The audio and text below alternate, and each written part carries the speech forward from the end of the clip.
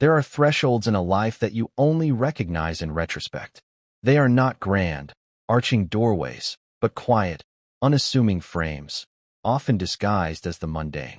A Tuesday evening, a shared couch, the low hum of a refrigerator. For me, that threshold was the space on the other side of my bed.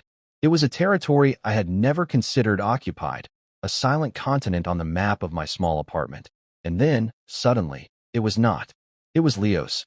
And in the geography of my quiet, carefully curated life, his presence there changed the entire world. It began as a slow colonization, an unspoken claim staked night after night, and I, the bewildered cartographer of my own heart, could only watch and wonder and try to redraw the maps that were becoming obsolete with every breath he took. He was asleep now, a stranger and the most familiar person I had ever known, lying on his side with his back to me. The moonlight, filtered through the thin curtains of my bedroom window, was a liquid silver, pouring over the sharp line of his shoulder blade and the strong, graceful curve of his spine. It was a light that seemed to exist only for this purpose, to reveal and to sanctify. I was a photographer by trade, a student of light, but this was a composition I could never capture, a transient masterpiece of shadow and form that existed only in the fragile, ticking moments of the deep night. My job was to see things, to notice the minute details others overlooked, the way a crack in the pavement resembled a river delta, the fleeting sadness in a stranger's smile. And so, I noticed everything about Leo.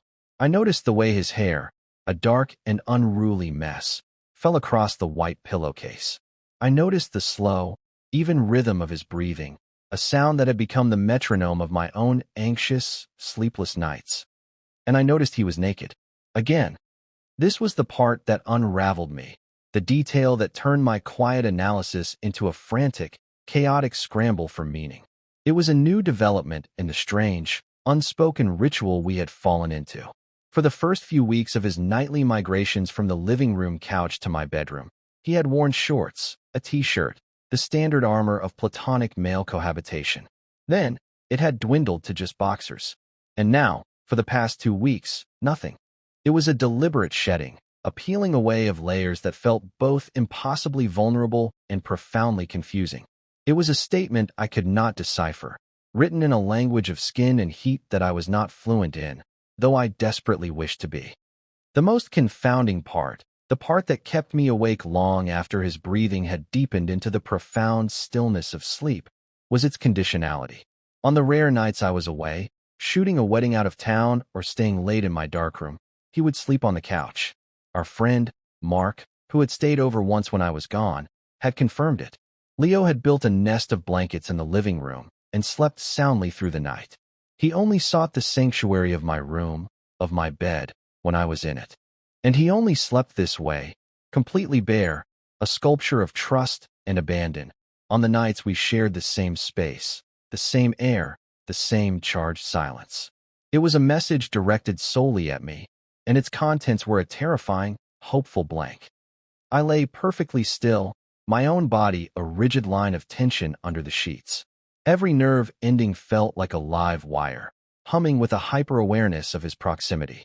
I could feel the heat radiating from his body across the small gulf of mattress between us, a tangible presence in the cool air of the room. It was a warmth that promised a comfort I was too afraid to seek, a fire I was terrified to touch for fear of being consumed, or worse, for fear of finding it was never meant for me at all. My hand, resting on the sheet beside my hip, twitched with the phantom impulse to reach out, to trace the vertebrae the moonlight was illuminating, to confirm the reality of him. But I never did. The risk was a chasm too wide to cross. To touch him would be to ask a question, and I was not brave enough to hear the answer. Not if the answer was no. So I did what I always did. I watched, and I cataloged, and I ached. I committed the image to memory, developing it in the darkroom of my mind. The silver light, the curve of his back, the profound silence of a man who had, for reasons I could not comprehend, chosen my quiet harbor to weather his storm. I told myself it was about comfort, nothing more. He was my friend, my best friend, and he was hurting. I was a port in that storm, a steady anchor in the wreckage of his life. But as I lay there, listening to the soft whisper of his breath, a deeper, more honest part of me knew that was a lie. It was a story I told myself to keep the hope from growing too wild, too strong. Because the truth was, I had been in love with Leo for 3 years, and having him here, in my bed, was a form of beautiful, exquisite torture from which I wasn't sure I wanted to be saved. We had met in the most unremarkable of ways, a university housing lottery that had paired the brooding, quiet arts student with the gregarious, bright-eyed engineering major. Our room in the drab, concrete dormitory became a study in contrasts. My side was a controlled chaos of camera equipment, stacks of photography books, and test prints pinned to a corkboard, a landscape of grayscale and muted tones. His side was an explosion of life. Hockey jerseys, scattered textbooks on fluid dynamics, a perpetually overflowing laundry basket, and a laptop that was always playing music too loudly. He was sunshine and noise. I was shadow and silence. By all accounts, it should have been a disaster. But it wasn't. From the first day, when he'd burst into the room, dropped a duffel bag that sounded like it was full of rocks, and grinned at me with an energy that seemed to physically warm the space, there was an ease between us. He didn't seem to mind my quietness. In fact, he seemed to navigate around it, filling the spaces I left empty without ever making me feel crowded. He would talk for hours about his classes, about the intricate politics of the university hockey team, about the girl in his calculus lecture he was trying to work up the nerve to ask out. And I would listen, offering a quiet comment here and there, finding myself drawn into the orbit of his effortless charm. I, who had always preferred the company of books and the solitude of my darkroom, found myself looking forward to the sound of his key in the lock. Our friendship was forged in late-night study sessions fueled by terrible instant coffee and shared pizzas, in the comfortable silences of watching movies on his laptop, and in the way he would instinctively defend my art to his more pragmatically minded friends. "You don't get it," he'd say, gesturing to one of my black-and-white photos of an empty city street at dawn. "Julian doesn't just take a picture of a thing. He takes a picture of the feeling of the thing." He understood my work, my way of seeing the world, with an intuition that startled me. He saw the story in the shadows, the poetry in the stillness. He saw me. The moment I knew my feelings for him had shifted from friendship into something deeper, something more perilous, was as quiet and unassuming as he was loud and vibrant. It was late in our final year. I was hunched over my desk, painstakingly editing a series of portraits for my final portfolio. The deadline was hours away, and I was running on fumes and frustration. The light wasn't right, the focus was soft, the expressions felt hollow. I let out a low groan of defeat and dropped my head into my hands, the scent of photochemicals clinging to my fingers. I felt a gentle pressure on my shoulders and looked up. Leo was standing behind me, his hands kneading the tense muscles of my neck and back. He hadn't said a word. He'd just seen my struggle from across the room and acted. "You've been at this for 10 hours straight, man," he'd murmured, his voice low and soft. "You're seeing ghosts. It's good work. It's great work. Now, you need to sleep." His touch was firm and sure, a simple act of friendly concern. But for me, it was a revelation. It was the warmth of his palms through my thin t-shirt, the focused, gentle strength in his fingers, the way he seemed to know exactly where the knots of anxiety were clustered. In that moment, the entire architecture of our friendship seemed to shudder and realign itself. The platonic lines I had drawn so carefully blurred and dissolved, and I was left with a terrifying, undeniable truth. I was in love with my best friend. The feeling was not a sudden crash of waves, but a slow, rising tide that had been creeping in for months, and I had only just now realized I was standing in water up to my chest. I pulled away from his touch, mumbling something about being fine, my heart hammering against my ribs. He just smiled, a little sadly, and went back to his side of the room. The tide had come in, and from that day on, I was learning to live with the constant threat of drowning. After graduation, we went our separate ways, but the bond held. We found apartments in the same city, a 20-minute drive apart. He got a demanding job as a software consultant, and I began the slow, arduous process of building a freelance photography career. We saw each other a few times a week, for beers, for movies, for a game. He was the constant in my life, the one person I could call at 3 in the morning, the one person who understood the particular brand of my silence. He dated a string of women, bright, pretty, personable women who all seemed to adore him. I was polite to all of them, a fixture in the background of his life, the best friend Julian. With each one, I felt a familiar, dull ache, a quiet resignation. He was building a life that I would only ever be adjacent to. I buried my feelings deeper, locking them away in a room inside myself, convinced that the preservation of our friendship was worth the cost of my own secret heartbreak. His longest relationship was with a woman named Chloe. She was an architect, sharp and ambitious, and, I had to admit, perfect for him in many ways. They moved in together after a year, into a sleek, modern apartment with floor-to-ceiling windows and an impressive lack of clutter. I helped them move, carrying boxes of their shared life up 3 flights of stairs, a smile fixed on my face while my own internal architecture crumbled. For 2 years, he was happy, genuinely, incandescently happy. And because I loved him, I was happy for him. I learned to compartmentalize the longing, to see his joy as its own reward. Our time together became less frequent, filtered through the lens of his coupledom, but the core of our friendship remained. He was still Leo. I was still Julian. That, I thought, would never change. Then came the phone call. It was a Tuesday in late October, the sky outside my window a bruised purple. I was cleaning my lenses, a meditative, repetitive task I enjoyed. My phone buzzed, and I saw his name. I answered with a smile in my voice. "Hey man, what's up?" Silence. Then, a choked, rag sound that was barely recognizable as his voice. "Julian." My smile vanished. I sat up straighter. "Leo? What is it? What's wrong?" "It's over," he whispered. The words were fractured, broken pieces of glass. "Chloe and me. She ended it." The floor seemed to drop out from under me. I could hear him trying to control his breathing, the sound of a man trying to hold himself together with fraying string. "Where are you?" I asked, my voice steady, my mind already racing. "I don't know. I'm just walking," she said. She said she met someone else. He let out a sound that was half laugh, half sob. "Can you believe that? An architect. He's also an architect. It's like a damn joke." "Leo, stop walking. Tell me where you are. I'll come get you." "No, I can't go back there. Not tonight. All my stuff is there, but I can't." His voice trailed off, consumed by a wave of something I couldn't see but could feel through the phone. "You're coming here," I said, not a question, but a statement. It was the only possible answer. "Get in a cab. I'm sending you my address again.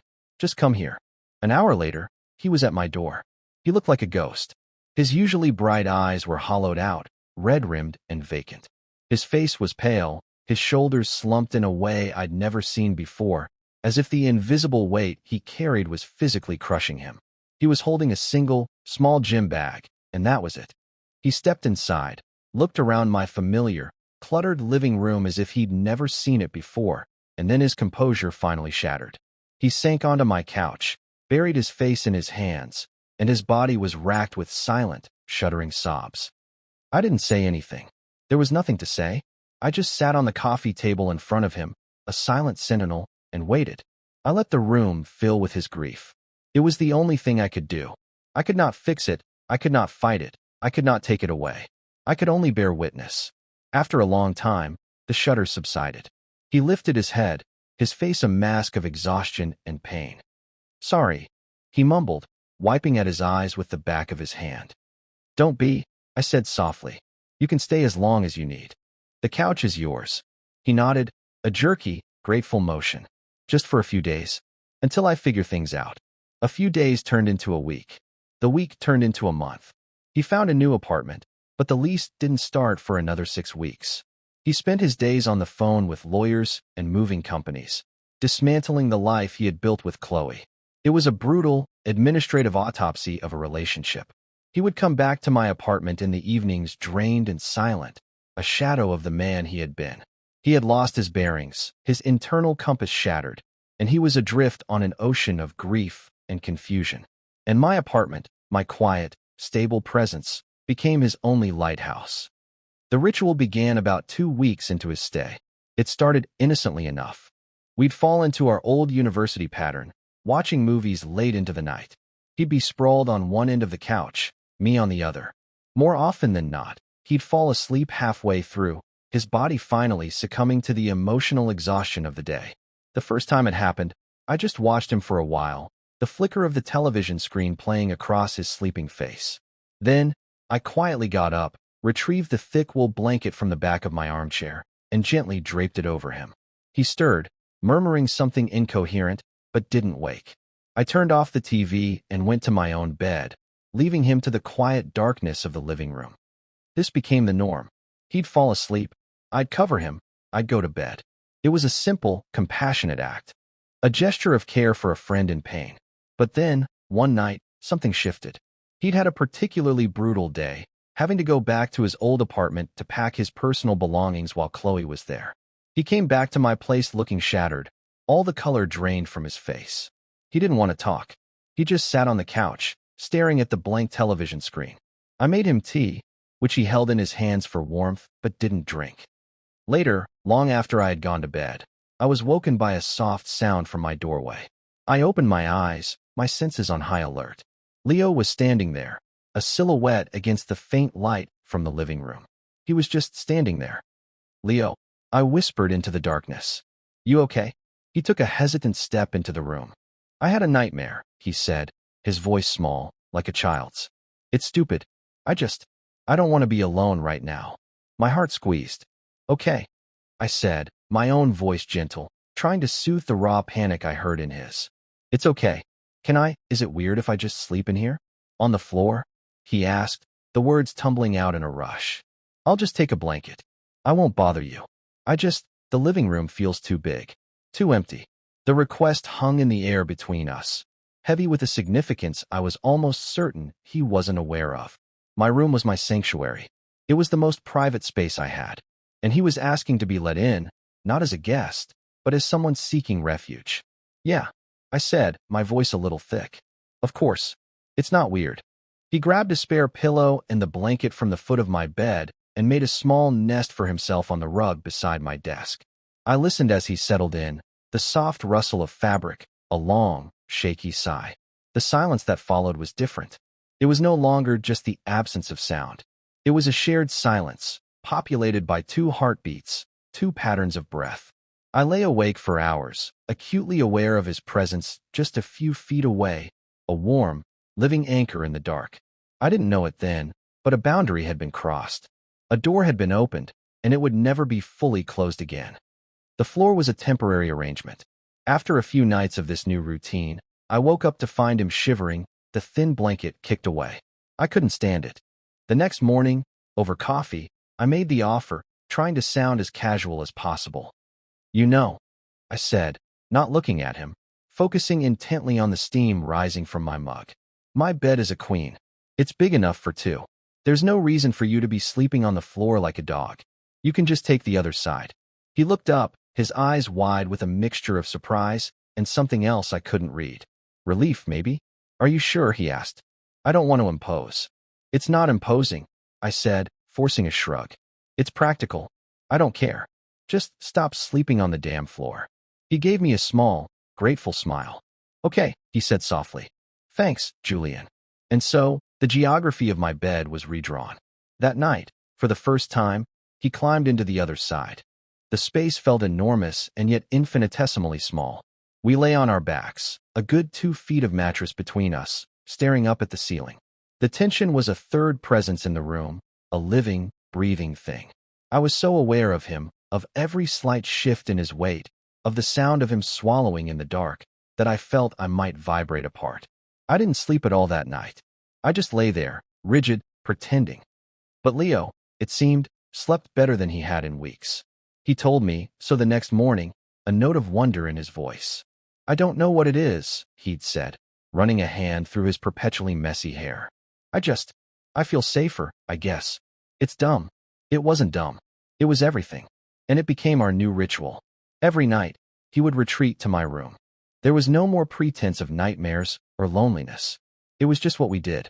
He would take the left side, I would take the right. We would murmur, "Good night," into the darkness and then surrender to the shared silence. For him, it seemed to be a simple equation. Proximity to Julian equals sleep. For me, it was a complex, unsolvable proof. filled with variables of hope and fear that I analyzed endlessly in the sleepless hours. I began to learn the rhythms of his sleep. I learned he was a restless sleeper at first, twitching and turning as he shed the anxieties of the day. But after an hour or so, he would settle into a profound stillness, a deep, restorative rest. Sometimes, he would talk in his sleep, fragmented words and names that I pretended not to hear. Once, he said Chloe's name, a sound filled with such sorrow that it felt like a physical blow. I lay there, my own heart aching in sympathy, a strange, guilty interloper in his grief. The shedding of his clothes was a gradual process, an erosion of boundaries so slow I almost didn't notice it until it was complete. It began with him kicking off his sweatpants in the middle of the night, leaving him in just his boxer briefs. I would wake in the morning to find him like that, the blanket pulled around his waist, the lean muscles of his legs exposed. I would quickly look away, my face flushing with a heat that had nothing to do with the temperature of the room. It felt too intimate, a level of casual domesticity we had not earned. Then, a week or so after that, I woke in the dead of night to the feeling of cool air on my back. He had, in his sleep, stolen the entire comforter, cocooning himself in it. I sat up, ready to tug a corner of it back, and I froze. In the sliver of moonlight from the window, I could see that he had somehow kicked his boxers off, too. They were tangled in the sheets near the foot of the bed. He was completely, unselfconsciously naked. My breath caught in my throat. I sat there, paralyzed, just looking at him. It wasn't a sexual sight, not in that moment. It was a vision of absolute trust, of a vulnerability so profound it stole the air from my lungs. He was in my home, in my bed, in the deepest part of his unconsciousness, and he had shed every last layer of his defense.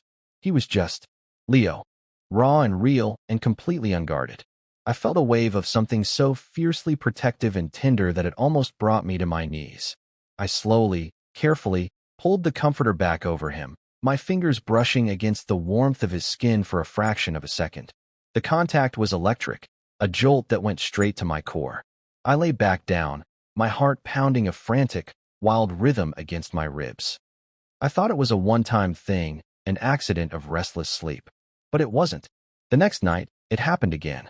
And the night after that. It became the final, unspoken step in our nightly ritual. He would get into bed wearing boxers, and by the time I would inevitably wake up in the middle of the night, my own sleep now permanently disrupted by his presence, he would be naked, the blankets kicked away or tangled around his legs. He never mentioned it in the morning. He would wake up, pull on his boxers and shorts with a drowsy nonchalance, and stumble out to the kitchen to make coffee, as if nothing unusual had happened. And I, the quiet observer, was left to try and make sense of it. Was it subconscious? Was his body, in sleep, shedding the last vestiges of a life that no longer fit, just as he was shedding his clothes? Or was it something more? Was it a test? A silent question he was asking, one he was too afraid to voice in the light of day? The ambiguity was a form of torture. It filled my quiet apartment, my quiet mind, with a constant, humming noise. I felt like one of my own photographs, submerged in a chemical bath, waiting for a clear image to emerge from the gray fog. I became an expert in the art of pretending not to notice the way his skin looked in the pre-dawn light, pretending not to be aware of the exact distance between his body and mine, a distance that seemed to be shrinking by millimeters each night. Sometimes, in his sleep, he would roll over, his arm flung out, his hand landing on the mattress just inches from my own. I would lie there, holding my breath, my entire being focused on that small gap, that space of infinite possibility and terrifying risk. The urge to close that distance, to slide my hand into his, was a physical thing, a current that ran through my veins.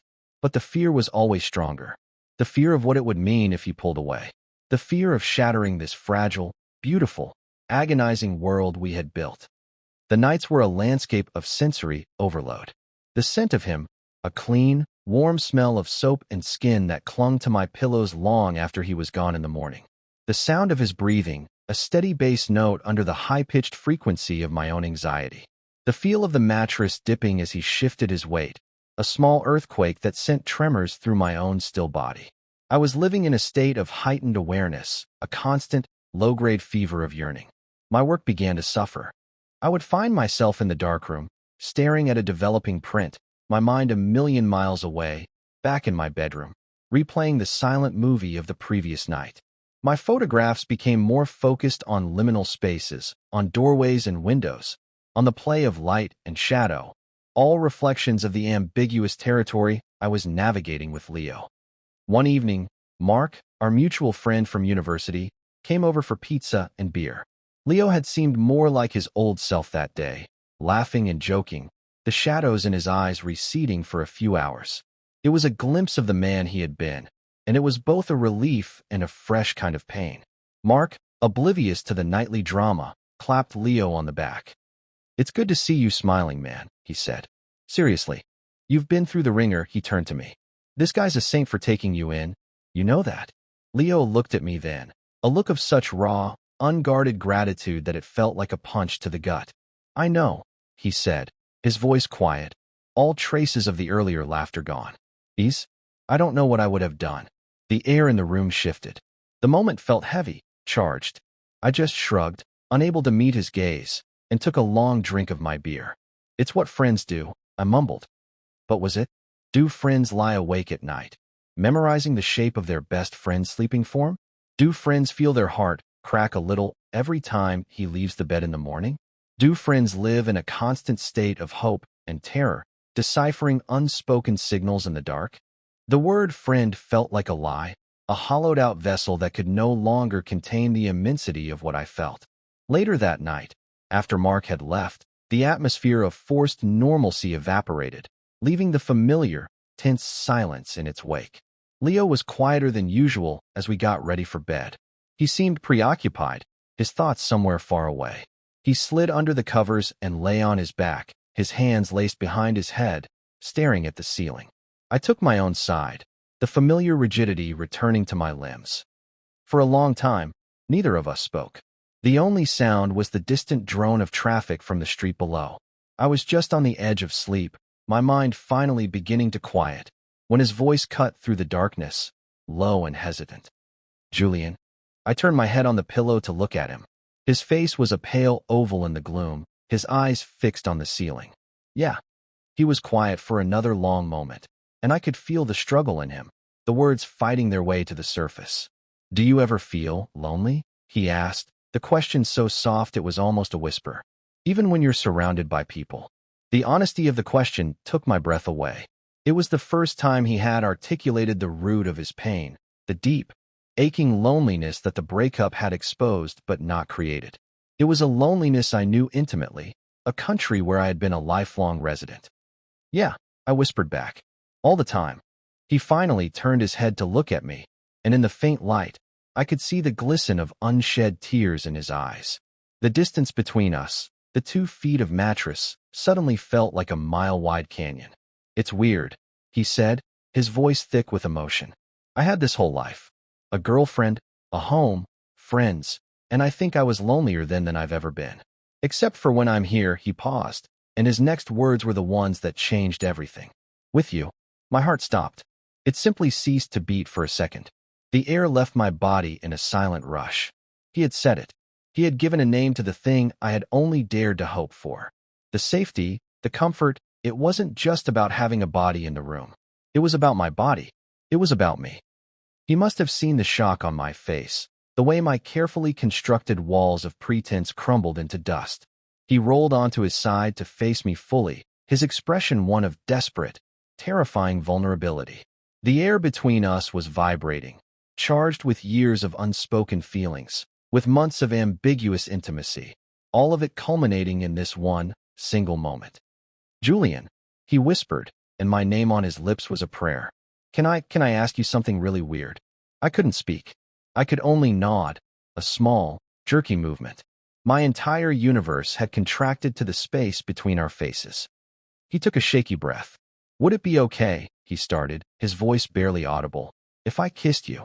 The question was not a proposition. It was a confession. It was a plea. It was the most terrifying and beautiful thing I had ever heard. It was the image finally emerging from the fog. And it was clearer and more wonderful than I had ever dared to imagine.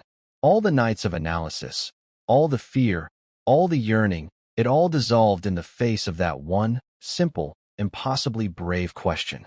Time seemed to slow down, to stretch and warp around his words.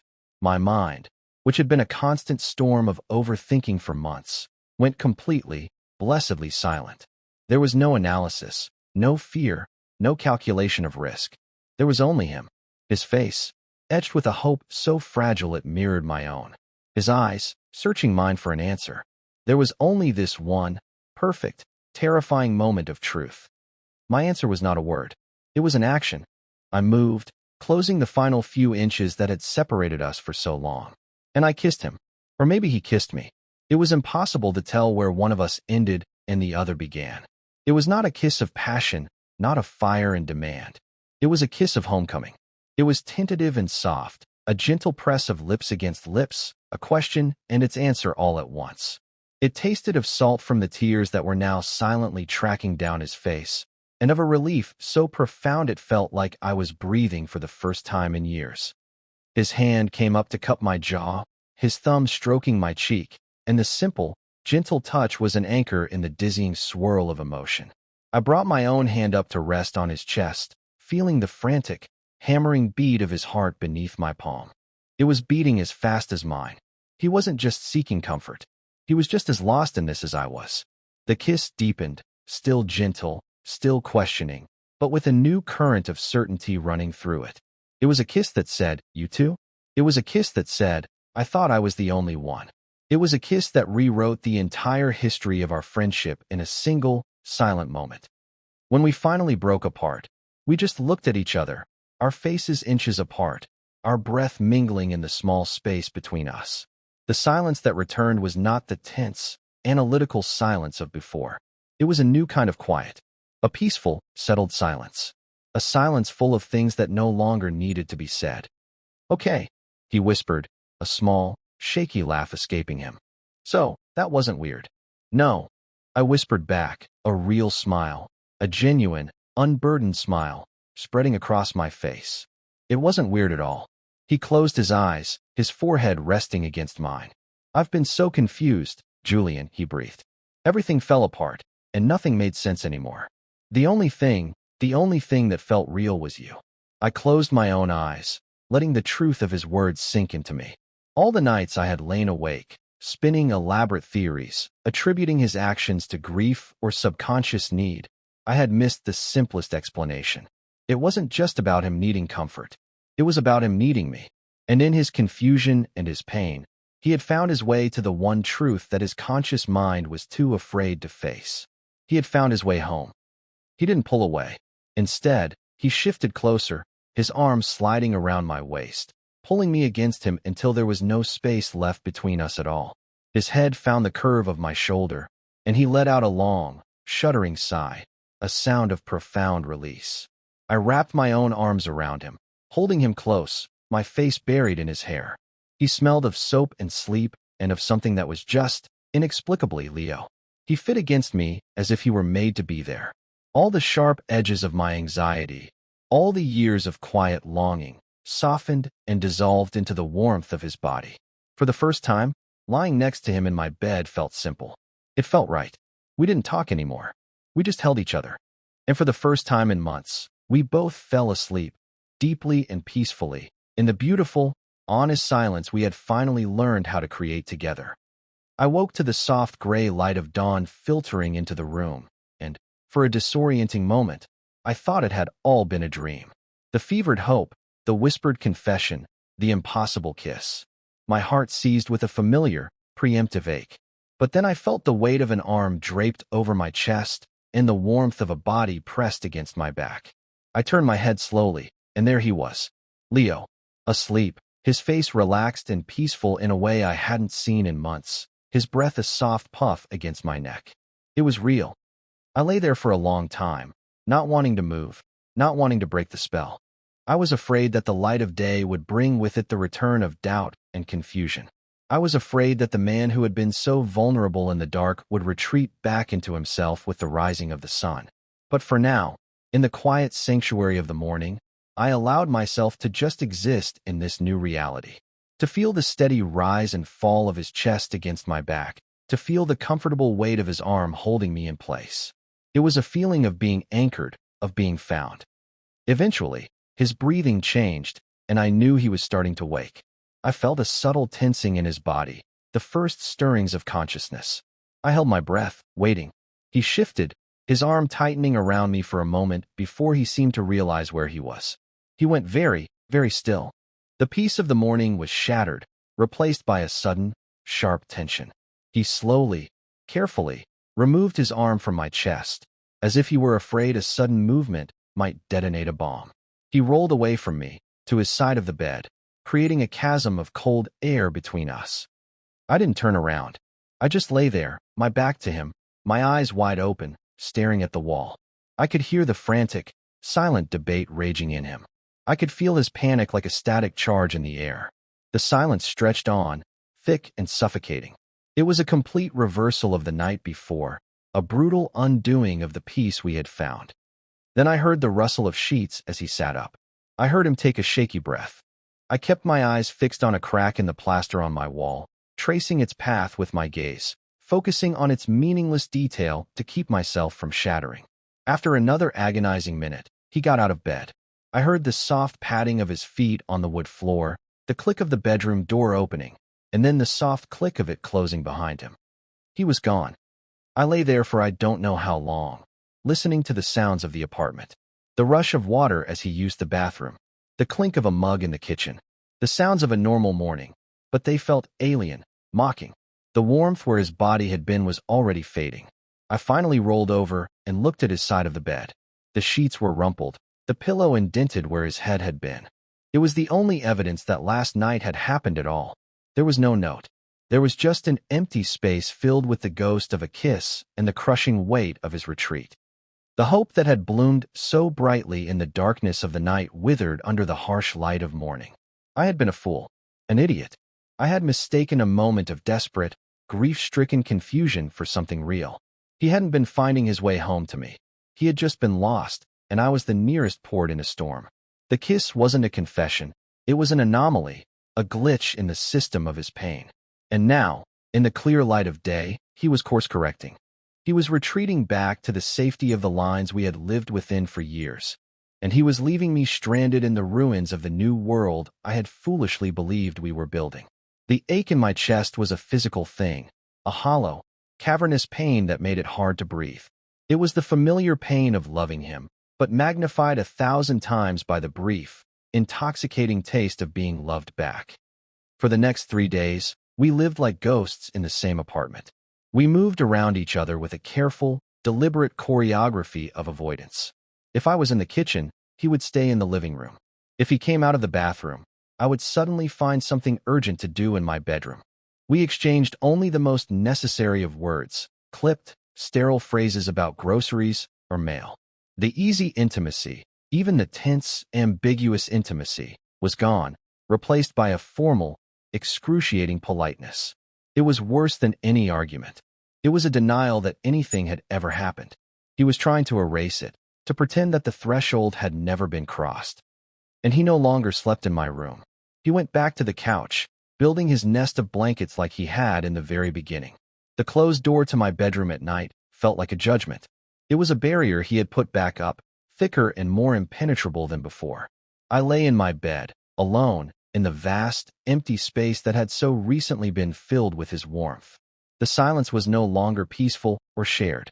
It was a desolate, lonely quiet, and it was deafening. I felt a cold, bitter anger begin to curdle the edges of my grief. It was an anger at him for his cowardice, for his refusal to even speak to me. But mostly, it was an anger at myself for allowing a flicker of hope to ignite into a wildfire. I should have known better. I had always known the rules. He was Leo, my straight best friend, and I had let myself forget. On the 4th day, I couldn't take it anymore. The silence was poisoning the air we breathed, choking the life out of the one thing I couldn't bear to lose completely, our friendship. If it was all a mistake, if he regretted it, then he needed to say it to my face. I deserved that much. Hiding on the couch, pretending I didn't exist, was a slow, cruel execution. I deserved a clean break. I found him in the living room, staring out the window, his shoulders hunched. He looked just as miserable as I felt. I stood in the doorway for a moment, gathering my courage. My heart was hammering, but my voice, when it came out, was quiet and steady. Leo, he flinched, but didn't turn around. Yeah, we need to talk. He let out a long, weary sigh. Julian, there's nothing to talk about. The dismissal, the casual erasure of the most significant moment of my life, sent a spike of hot fury through me. Nothing to talk about, I said, my voice rising despite my efforts to control it. You kiss me, you hold me all night, you tell me I'm the only real thing in your life, and then you disappear. And you think there's nothing to talk about. He finally turned around, and his face was a wreck of conflicting emotions. Pain, fear, and a deep, profound shame. It was a mistake, he said, the words sounding rehearsed hollow. I was confused. I was a mess. I used you, and I'm sorry. It shouldn't have happened. A mistake, I repeated, taking a step into the room. I felt a dangerous, reckless energy surging through me. The fear of losing him was suddenly less powerful than the need to make him see. Was it a mistake every night when you came into my room? Was it a mistake when you told me you couldn't sleep unless I was there? Was it a mistake to trust me, to feel safe with me? Or was the only mistake the part where you finally admitted it? He recoiled as if I had struck him. That's not fair, he whispered. No, I said, my voice dropping again, now laced with a cold, hard clarity. What's not fair is this. This silence. This pretending. You are hiding on my couch like a child who broke a vase, hoping I won't notice the pieces. I noticed the pieces, Leo. I'm living in them. I took another step, closing the distance between us. I'm not Chloe. I'm not going to break up with you via text message or meet someone else. I'm Julian. I've been right here for 7 years. So you don't get to run and hide from me. You owe me the truth. The real truth. Not this pathetic, rehearsed apology. He stared at me, his mouth slightly open, his eyes wide with shock. He had never seen this side of me, the part that was not quiet, not patient, not understanding.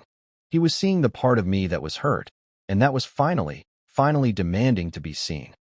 His carefully constructed composure crumbled. His face crumpled, and he sank onto the arm of the couch, burying his face in his hands. I don't know what the truth is, he choked out, his voice muffled by his palms. That's the problem. I don't know anything anymore. I went and sat on the coffee table in front of him, just as I had on the night he first arrived. The symmetry of the moment was not lost on me. Then talk to me about not knowing, I said softly, my anger evaporating, replaced by the familiar, aching tenderness. Just talk to me. He lifted his head, his eyes red and swimming with tears. I've always known who I am, he said, his voice ragged. I'm the hockey guy. The guy who's good with numbers. The guy who dates women. That's the blueprint. That's the life I was building. And then it all blew up. And in the middle of all that wreckage, there was you. You were just there, solid, quiet. And being near you was the only time my brain would shut up. The only time I felt okay. He took a deep, shuddering breath. Lying in your bed at night. It started as just needing not to be alone. But it turned into something else. I felt seen. In a way I don't think I ever have before. Not even with Chloe. It was like you could see all the broken, messy parts of me, and you weren't scared. You just made space for them. He looked down at his hands, which were twisting in his lap. And then I kissed you. And for a second, it was the most right thing I have ever done in my entire life. It was like a key turning in a lock I didn't even know was there. And then I woke up the next morning, and the sun was coming up, and you were there, and I was holding you. And I just panicked. Because it didn't fit the blueprint. It doesn't compute. Leo, the straight guy, is in love with his best friend. It doesn't make sense. And it terrified me. It still terrifies me. He finally looked at me, his eyes pleading. I'm so scared, Julian. I'm scared of what this means. I'm scared of what people will think. And most of all, I'm scared of hurting you. I am so scared of ruining the one good thing I have left in my life. And there it was. The truth. Not a mistake. Not confusion. Fear. A deep, bone-rattling fear of a truth that threatened to rewrite his entire identity. My own hurt and anger dissolved completely, washed away by a wave of empathy so powerful it almost knocked me over. He wasn't running from me. He was running from himself. I reached out and took his restless hands in my own, stilling their movement. His skin was cold. Hey, I said softly, forcing him to meet my eyes. Look at me, he did. You think you're the only one who's scared? I have been in love with you for 3 years. I have been terrified every single day of that 3 years. Terrified of you finding out. Terrified of saying the wrong thing, doing the wrong thing, and losing you forever. That night you kissed me. That was the most terrifying and the most wonderful moment of my life. And the last 3 days of you looking through me like I'm a stranger? That has been 1,000 times more painful than the fear ever was. I squeezed his hands. I don't care about your blueprint, Leo. Blueprints are for buildings. They're rigid and they break in an earthquake. People aren't buildings. We're something else. Something that grows and changes. You don't have to have it all figured out right now. You don't have to have a label for it. All you have to do is stop running. I gave him a small, sad smile. Just stop running from me. Tears were now streaming freely down his face, but they weren't tears of panic anymore. They were tears of release. He nodded, a jerky, desperate movement. Okay, he whispered. Okay. I'm sorry. I'm so sorry, Julian. I know, I said. And I did. He didn't let go of my hands. He just sat there, holding on to me as if I were a lifeline, and he cried. He cried for his lost relationship, for his lost identity, for the fear and the confusion and the pain of the last few months. And I just sat there with him, holding his hands, a silent anchor, and I let him. I let him be broken. I let him be scared. I let him be a mess. I just made space for it. That night, there was no hesitation. After we had cleaned up the remnants of the dinner I had insisted on making, a quiet, tentative peace settling between us, he followed me to my bedroom. He didn't ask. He just came. He walked over to the left side of the bed, his side, and pulled back the covers. I watched him, my heart a slow, steady drumbeat in my chest. He slid into bed, and then he looked at me, his eyes clear and direct. He was still scared.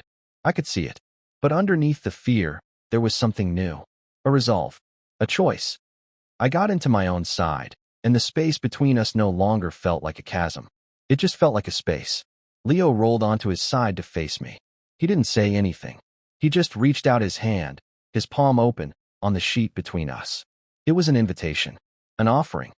I put my hand in his. His fingers curled around mine, his grip firm and sure. It was not the desperate clutch of a drowning man. It was the steady, intentional hold of a partner. He brought my hand to his lips and pressed a soft, lingering kiss to my knuckles.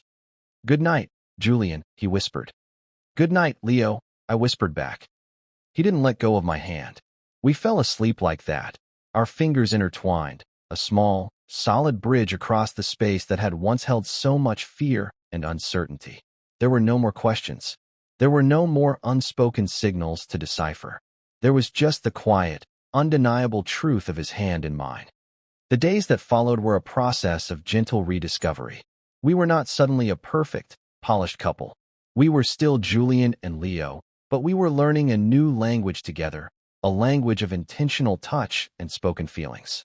The fear didn't vanish overnight for either of us, but it no longer had the power to send us retreating into silence. We talked. We talked about his lingering grief over Chloe, about my years of quiet longing, about his fear of labels and my fear of abandonment. We laid all the broken pieces out between us, not to try and glue them back into their old shapes, but to see if we could build something new from them. The nightly ritual of him sleeping in my bed continued, but its meaning had been transformed. It was no longer a desperate act of seeking comfort under a veil of plausible deniability. It was a choice, a deliberate act of togetherness. He still sometimes slept naked, but it no longer felt like a confusing signal I had to decode.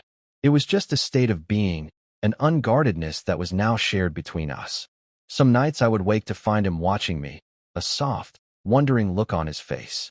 I'm just making sure you're real, he would whisper, and then he would pull me closer. The healing was slow, like the developing of a photograph in a darkroom. It couldn't be rushed. It required patience and care and the right chemistry. There were moments of awkwardness, of stepping on each other's toes as we navigated this new terrain.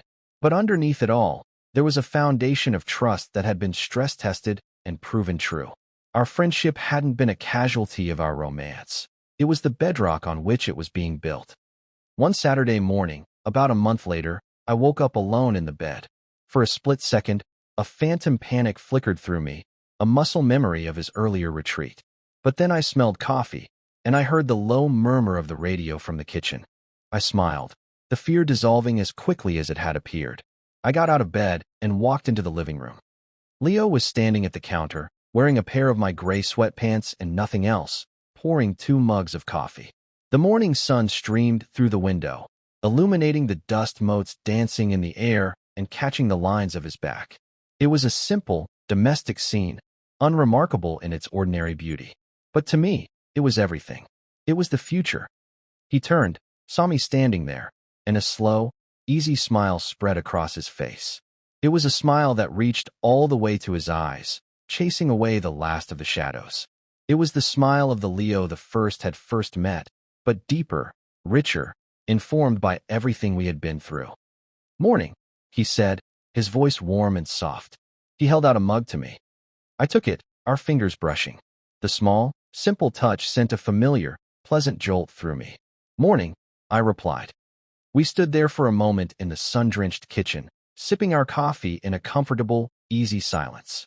The apartment no longer felt like my space that he was borrowing. It felt like our space. The quiet was not empty. It was full. It was full of understanding, of acceptance, of a peace that we had fought for and won. I think back to that first night, to me lying awake and analyzing the meaning of the sleeping, naked man in my bed. I had been so focused on deciphering the mystery, on finding a definitive answer.